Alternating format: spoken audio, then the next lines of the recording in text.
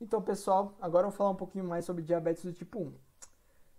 Então, a diabetes do tipo 1 é uma doença autoimune, poligênica, decorrente da destruição de células beta-pancreáticas, ocasionando o quê? Ocasionando a deficiência completa na produção dessa insulina, o que vai ser necessário para esses pacientes de diabetes do tipo 1, a administração de insulina frequentemente para prevenir casos de cetoacidose. Já que ela tem um início mais abrupto, mais inesperado, e a maioria dos casos há uma elevação muito acentuada da hiperglicemia, pode evoluir para casos muito graves de cetoacidose. Então, se faz o uso justamente dessa administração de insulina para prevenir esses casos. Estima-se que mais ou menos 88 mil brasileiros tenham diabetes do tipo 1 e que o Brasil ocupe o terceiro lugar no ranking de prevalência de diabetes tipo 1 no mundo, segundo dados da Federação Internacional de Diabetes.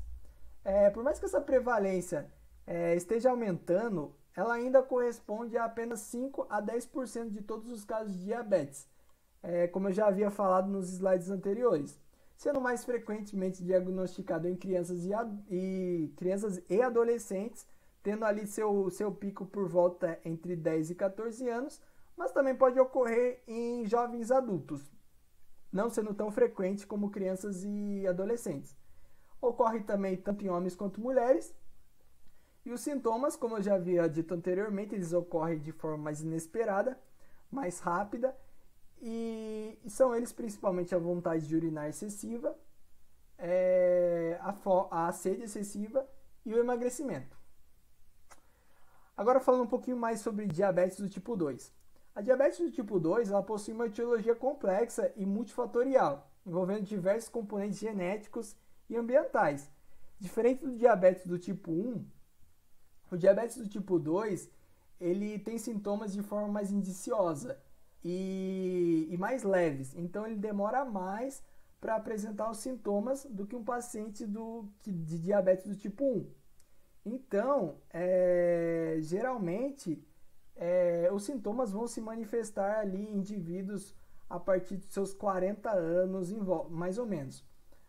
Porém, algumas perspectivas futuras, alguns estudos têm mostrado que a diabetes do tipo 1 tem aumentado muito entre crianças e adolescentes, justamente por causa da mudança dos hábitos de vida dessa faixa etária. Justamente esses fatores ambientais têm grande relevância no diabetes, já que